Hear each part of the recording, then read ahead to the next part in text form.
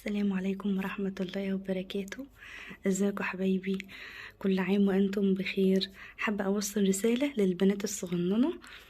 آه المنوكير مينفعش تحطيه يا روح قلبي وتصلي بيه، لانه حائل او عازل بين الوضوء او المية والضافر.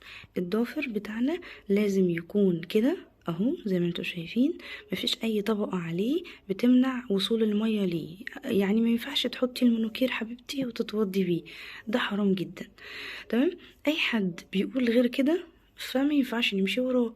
المنوكير معروف من زمان انه حرام نحطه ونتوضى بيه.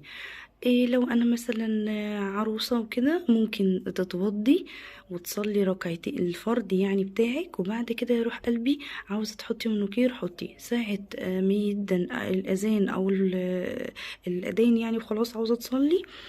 عندنا اهو الاسيتون يا ست البنات اهو عشان ما يبقاش اعلان.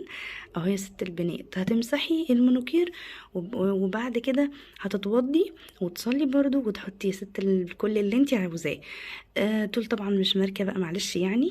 اهو سواء بقى اللي بيلمع او العادي او حتى الماركات، عشان برضو البنات الصغننه ما تقولش لا ما هو في انواع منوكير تاني مش حائل وكده وفي حاجات متطوره. حبيبه قلبي مهما تطور المنوكير ومهما تمدن فهو يظل حرام نحطه ونتوضى بيه ونصلي. مش اي حد يقول اي حاجه يا جماعه نمشي وراه. طول عمرنا عارفين من واحنا صغيرين ان المنوكير حرام ما ينفعش نحطه ونصلي بيه. بيتحط طبعا اثناء العذر الشهري عادي جدا لانه مفيش صلاة، ولكن ما ينفعش نحطه طالما احنا هنصلي.